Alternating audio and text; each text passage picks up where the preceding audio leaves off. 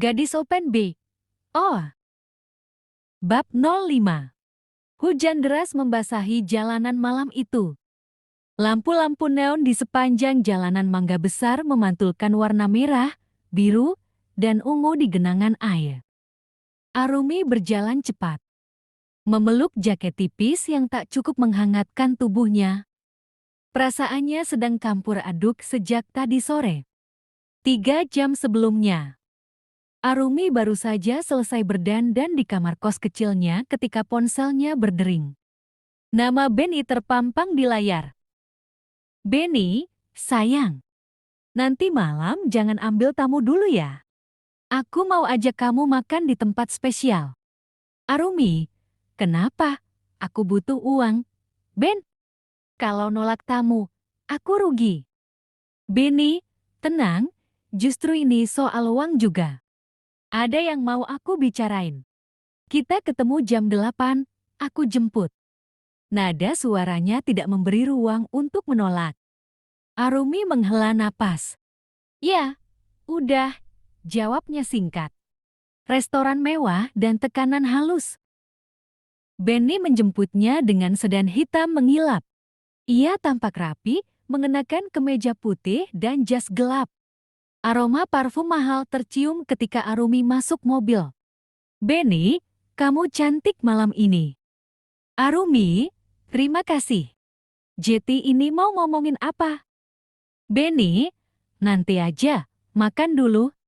Restoran yang mereka tuju bukan tempat biasa. Pelayan membukakan pintu, memanggil Benny dengan sebutan tuan, dan mengantar mereka ke meja VIP di pojok. Arumi merasa canggung duduk di kursi empuk itu, ditemani lilin kecil dan pemandangan kota. Mereka memesan makanan. Benny yang memilihkan semua. Sambil menunggu, ia membuka pembicaraan. "Benny, aku udah mikir, Rum. Hidup kamu nggak harus kayak sekarang. Kamu bisa tinggal di apartemen. Nggak usah bayar kos reyot itu. Nggak usah capek-capek mangkal tiap malam." "Arumi, itu kedengarannya enak, tapi maksudnya?" "Benny, maksudnya, aku yang nanggung semua. Kamu cuma fokus sama aku. Nggak ada tamu lain." Arumi terdiam. Ia tahu maksud sebenarnya. Benny ingin mengunci dirinya, menjadikan Arumi simpanan penuh, tanpa kebebasan mengambil tamu lain. "Arumi, Ben, itu berarti aku cuma kerja buat kamu? Atau bukan kerja?" Benny tersenyum tipis. "Bukan kerja, sayang. Kamu jati milik aku aja, full. Aku yang ngurus semua kebutuhan kamu." "Arumi, kedengarannya kayak aku dikurung." "Benny, bukan dikurung, dilindungi." Nada suaranya lembut tapi tegas, seperti orang yang memberi tawaran tanpa pilihan lain. Arumi merasakan perutnya mengeras antara takut, bingung, dan sedikit tergoda dengan kemudahan yang ditawarkan. Tanda-tanda dari Randy. Setelah makan malam itu, Benny mengantar Arumi pulang. Di depan kos, Arumi langsung meraih ponselnya dan mengirim pesan ke Randy. "Arumi, kamu di mana?" "Randy, ada urusan." "Arumi, urusan apa? Nggak biasanya kamu singkat kayak gini." "Randy, nanti aku jelasin." Pesan itu membuat Arumi gelisah. Randy selalu jati tempat ia bersandar secara emosional. Lelaki itu tidak pernah memintanya berhenti bekerja, hanya selalu mengingatkan untuk hati-hati. Tapi malam ini, ada jarak yang terasa. Sekitar jam 11, Arumi akhirnya memutuskan berjalan ke kafe kecil tempat Randy biasa nongkrong. Dan benar, Randy ada di sana. Tapi ia tidak sendiri. Ada seorang perempuan berambut sebahu, memakai gaun merah, duduk di depannya. Mereka terlihat akrab, terlalu akrab. Arumi berdiri di pintu, menatap pemandangan itu. Jantungnya berdegup keras. Randy yang pertama menyadari kehadirannya. Ia bangkit cepat. "Randy, Rum, kamu di sini?" Arumi, ya, kok kayaknya sibuk banget sama urusan? Randy, melirik perempuan itu ini, temen lama. Nggak ada yang aneh. Arumi, temen lama yang bikin kamu bohong sama aku. Nada Arumi meninggi. Perempuan itu terlihat tak nyaman dan pamit pergi. Tapi rasa curiga sudah terlanjur meracuni kepala Arumi. Jeratan yang menggantung. Malam itu, mereka duduk di bangku taman kecil dekat kafe. Arumi, aku nggak suka dibohongin, Randy, aku nggak bohong, aku cuma nggak mau kamu salah paham. Arumi, terlambat, aku udah salah paham. Hening sejenak. Lalu Randy menghela nafas panjang. Randy, Rom, ada hal yang belum pernah aku bilang. Aku nggak cuma kerja jadi bartender. Aku kadang kerja buat orang yang berurusan sama dunia kamu juga. Arumi, maksudnya? Randy, aku ngurusin transaksi buat beberapa tamu besar, termasuk Benny. Kata itu menghantam Arumi. Jadi Randy dan Benny saling kenal, dan semua ini mungkin bukan kebetulan. Arumi pulang dengan kepala penuh pikiran. Di tangannya, masih ada kotak kecil pemberian Benny berisi kunci apartemen mewah yang katanya akan jadi tempat tinggalnya jika ia setuju. Di kepalanya, kata-kata Randy bergema. Aku juga kerja buat Benny. Ia tahu, satu langkah saja bisa mengubah segalanya. Tapi langkah itu bisa jadi awal kebebasan atau awal kurungan yang tak akan bisa ia lepaskan. Hujan turun rintik-rintik malam itu. Jalanan basah memantulkan cahaya lampu neon yang berkelip di sepanjang gang menuju kafe langganan Arumi. Aroma tanah bercampur asap rokok menyambut langkahnya yang terburu-buru. Dia tidak tahu kenapa hatinya begitu gelisah. Entah karena pesan singkat dari Benny tadi siang, atau tatapan Randy yang seakan menyimpan sesuatu. Arumi, kita harus bicara. Jangan sampai kau buat aku kecewa. Pesan itu masih terpampang jelas di layar ponselnya.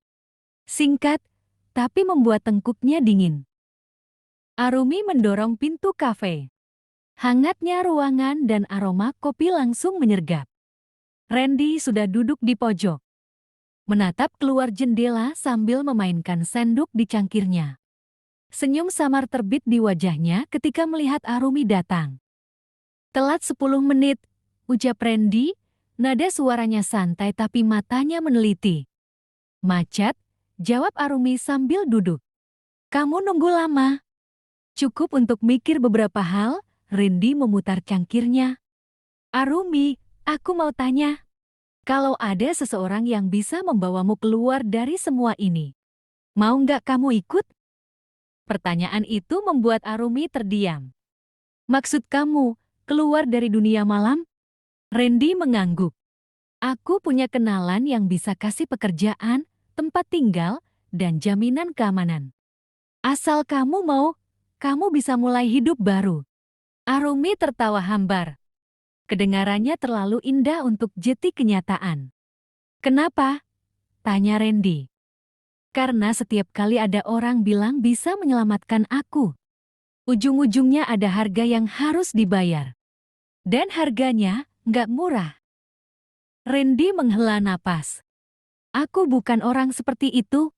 Namun sebelum Arumi sempat menjawab, ponselnya bergetar, pesan dari nomor Benny. Besok malam ikut aku. Ada acara penting. Jangan tolak.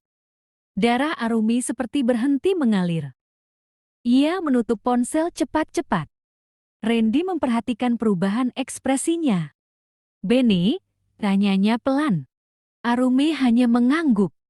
Dia mau apa kali ini? Entahlah. Tapi biasanya kalau dia bilang acara penting, itu berarti aku harus ikut dan, ya. Kamu tahulah. Randy meremas sendok di tangannya. Arumi, kamu harus hati-hati. Benny bukan orang biasa, dia. Aku tahu, potong Arumi cepat. Tapi kamu sendiri kenapa begitu peduli? Kita bahkan baru kenal beberapa minggu. Randy menatapnya lama. seakan menimbang apakah harus berkata jujur atau tidak. Karena aku pernah di posisimu. Dan aku tahu seperti apa rasanya dikendalikan seseorang. Arumi mengerutkan kening. Kamu, seorang lelaki. Randy tersenyum tipis. Bukan dalam cara yang kamu bayangkan. Tapi aku pernah bekerja untuk orang seperti Benny. Dan aku tahu betapa susahnya lepas. Keheningan menyelimuti meja mereka. Suara hujan di luar terdengar semakin deras. Kalau kamu mau, aku bisa bantu, ucap Randy akhirnya. Tapi itu berarti kamu harus percaya sama aku. Arumi menatap matanya. Dan kenapa aku harus percaya? Bahkan kamu belum pernah cerita siapa kamu sebenarnya. Randy menghela napas. Kalau aku cerita, kamu mungkin malah pergi. Keesokan malamnya, Benny benar-benar menjemput Arumi. Mobil hitamnya berhenti persis di depan apartemen. Sopirnya keluar untuk membukakan pintu. Benny duduk di dalam, jas hitamnya rapi, aroma parfumnya memenuhi kabin. Kamu cantik malam ini, katanya sambil menatap Arumi dari atas ke bawah. Arumi hanya tersenyum tipis. Acara apa? Benny meraih tangannya. Anggap saja, langkah pertama untuk memastikan kamu tidak kemana-mana lagi. Ucapan itu membuat perut Arumi mual. Maksudnya, ada investor yang tertarik padamu. Kalau mereka puas, aku bisa mengamankan posisimu. Kamu nggak perlu repot-repot nyari pelanggan lagi. Semua akan diatur lewat aku. Arumi menatap keluar jendela, menahan gejolak dalam dadanya. Dan kalau aku menolak? Benny terkekeh pelan.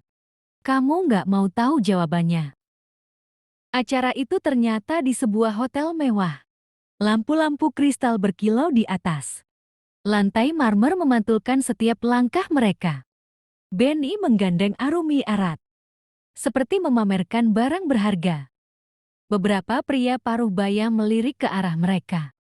Sebagian tersenyum tipis, sebagian menatap penuh selera. Arumi mencoba menjaga wajahnya tetap tenang. Walau dalam hati ingin berlari keluar. Benny membisikkan sesuatu di telinganya. Ingat, malam ini kamu milikku. Kalau kamu bikin malu, konsekuensinya berat. Suara musik lembut mengalun. Mereka duduk di meja VIP. Ditemani anggur merah dan tatapan yang tak pernah lepas dari tubuh Arumi. Sekitar tengah malam. Saat Arumi sedang mencari alasan untuk ke toilet, ia melihat sosok familiar di ujung ruangan. Randy. Dia berdiri di dekat bar. Memandang ke arahnya dengan ekspresi yang sulit dibaca. Arumi menghampirinya cepat. Kamu ngapain di sini? Randy memandangnya sebentar lalu menunduk. Mengawasi. Mengawasi. Benny bukan cuma mucikari. Dia juga bagian dari jaringan yang berbahaya. Dan kalau kamu nggak hati-hati, kamu bisa hilang tanpa jejak. Arumi merasa darahnya membeku. Kamu, kerja untuk siapa, Randy? Randy tak langsung menjawab. Matanya beralih ke arah Benny yang sedang berbicara dengan dua pria berjas. Bukan saatnya bicara di sini. Kalau kamu mau selamat, ikut aku malam ini. Arumi menatap Randy, lalu Benny di kejauhan. Jantungnya berdegup kencang. Ia tahu, apapun yang ia pilih malam itu akan mengubah hidupnya selamanya.